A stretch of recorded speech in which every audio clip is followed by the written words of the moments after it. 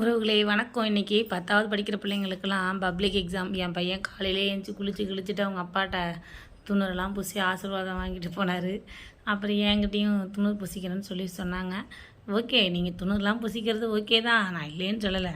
படிச்சிருக்கணும். நீங்கள் படிச்சிங்கன்னா உங்கள் மார்க்கு உங்கள் கை மேலே பலன். நம்ம பிள்ளைங்க இப்போல்லாம் நம்மள்கிட்ட சாமி கும்பிடும் வேண்டிக்கும் துணூர் பூசிக்கும். படிக்க சொன்னால் மட்டும் புளியாக மாறிடுது. இருந்தாலும் நம்ம பெத்த பிள்ளையாச்சே, ஒரு ஆசீர்வாதத்தை பண்ணிவிட்டு நல்லபடியாக பரீட்சை எழுதிட்டு வா அப்படின்னு சொல்லிட்டு சாமிக்கிட்ட துணூர் பூசிட்டு பேனா பென்சிலெல்லாம் எடுத்து கொடுத்தோம். நம்ம எடுத்து கொடுத்ததுக்காக நம்ம போய் பரீட்சை எழுத போகிறதில்ல, அவங்க தான் எழுத போகிறாங்க.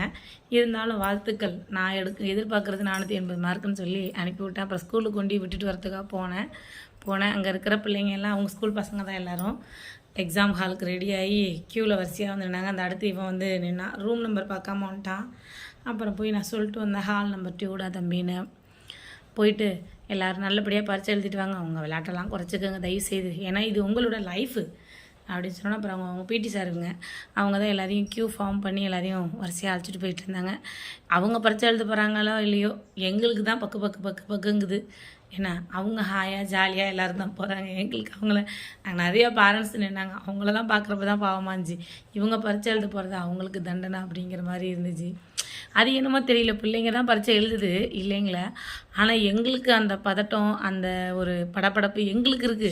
ஆனால் அந்த பிள்ளைங்களுக்கு இருக்காங்கன்னுங்கிறது எங்களுக்கு தெரியலப்பா. அது ஏன்னு தெரியல. என் பையன் அப்புறம் ஹால் டிக்கெட் வந்து இது ஐடி கார்டு தேவையில்லைன்னு சொல்லி கழட்டி கொடுக்க சொன்னாங்கன்னு சொன்னான்.